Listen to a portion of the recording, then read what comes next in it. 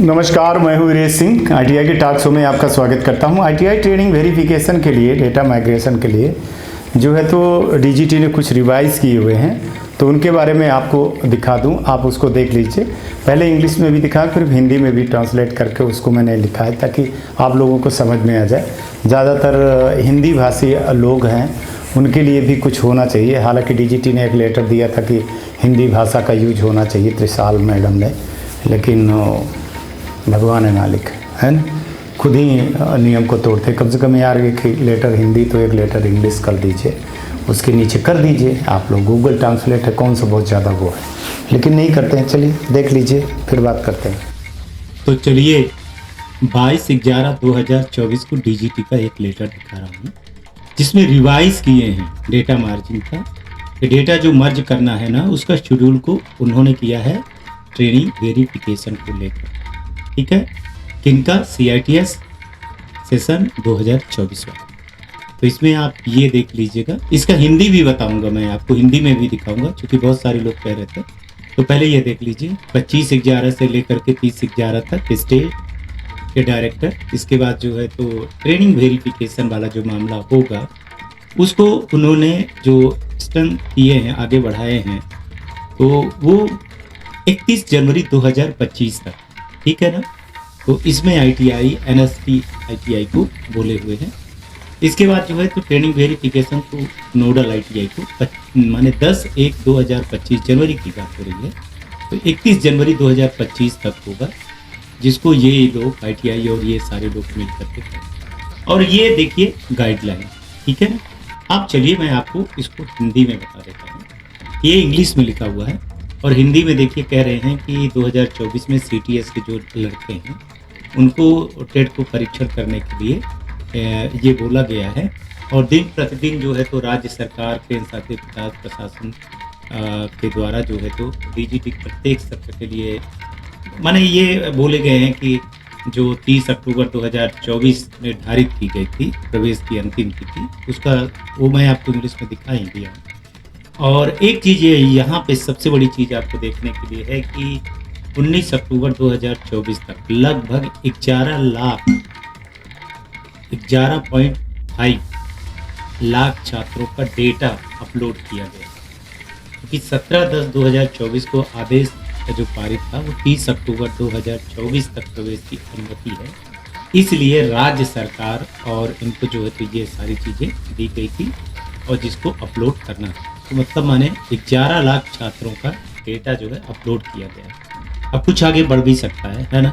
लेकिन ये थोड़ा सोचने वाली बात हो गई है मेरे को कि पिछली बार से थोड़ा सा कम है यार। इस बार माने एडमिशन में क्या हुआ, एडमिशन कम क्यों हुए हैं, ये एक सोचने की बात हो गई।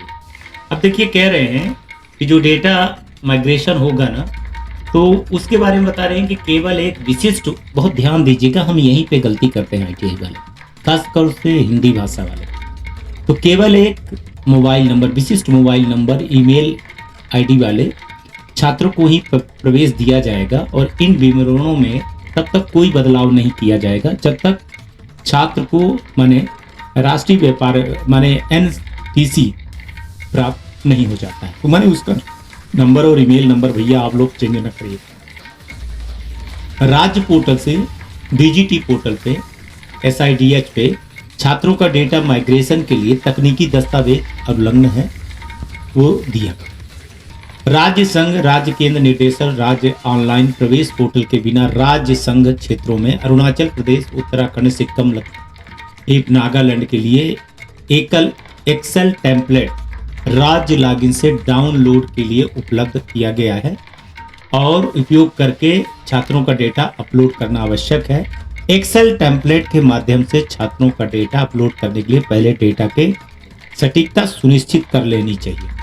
इसके बाद कहते हैं कि NCTI को एक्सेल सीट टेम्पलेट में NSTI लॉगिन से डाउनलोड के लिए उपलब्ध है का उपयोग करके छात्रों का डेटा अपलोड करने के लिए SIDHI पोर्टल पर लॉगिन क्रेडेंशियल दिया जाएगा और एक्सेल टेम्पलेट के माध्यम से डेटा अपलोड करने के पहले डेटा की माने विश्वसनीयता को सुनिश्चित कर लेना चाहिए। छात्रों के प्रवेश जीवन चक्र के दौरान सामने आई पिछली चुनौतियों को समाधान करने के लिए सिस्टम में नए सत्यापन शुरू किए गए। छात्रों को डेटा माइग्रेशन के दौरान किसी भी तरह की त्रुटियों को संभालने के लिए राज्य निर्देशक स्टेट डायरेक्टर को चेक लिस्ट दिए हुए।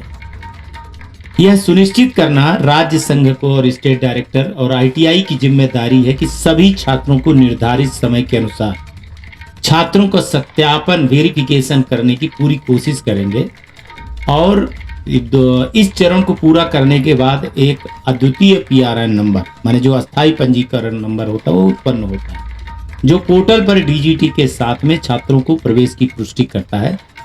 ठीक है, तो संदर्भ में जो प्रशिक्षुओं का मैनुअल एनुअल है वो संलग्न है। तो ये सारी चीजें आप लोग देख लीजिएगा और जान लीजिएगा, समझ लीजिएगा। और इसी पे एक और चीज बता देता हूं आपको, वो देख लीजिए। आप लोग देख पा रहे होंगे कि ये ट्रेनिंग वेरिफिकेशन मैनुअल है, ठीक है ना।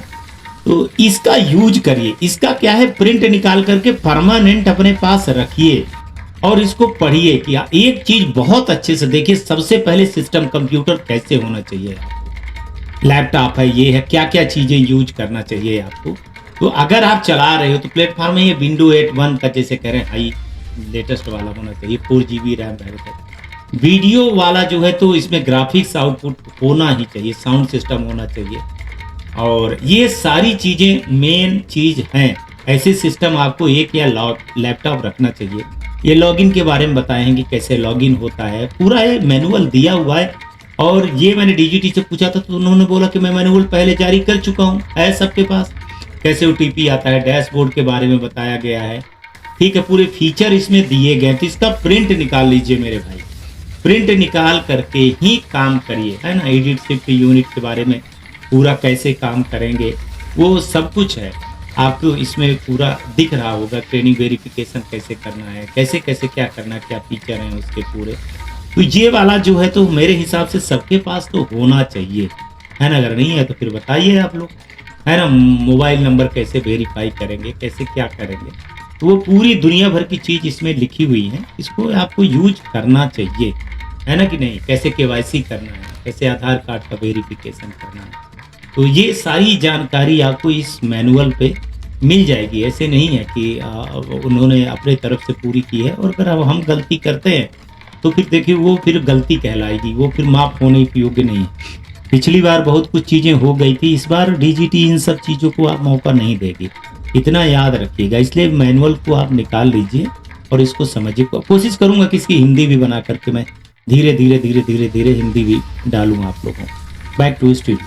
चलिए, लगता है कि अब आपको समझ में आ गई होगी और आगे कोशिश कर रहा हूँ मैं कि बहुत सारी चीज़ें हिंदी ट्रांसलेट करके, इंग्लिश को ट्रांसलेट करके हिंदी में दिखाई जाए इस तरह से, ताकि उसका रिकॉर्ड आप रख सकें और आप समझ सकें। ठीक है, आज तक के लिए इतना ही। कल आएंगे तो फिर किसी नए मुद्दे पर बात करें। तब तक आप लोग अपना ध्यान रखिए, आसपास सफाई रखिए, बड़े बुजुर्गों का सम्मान जरूर करिएगा। नमस्कार, जय हिंद, जय भारत।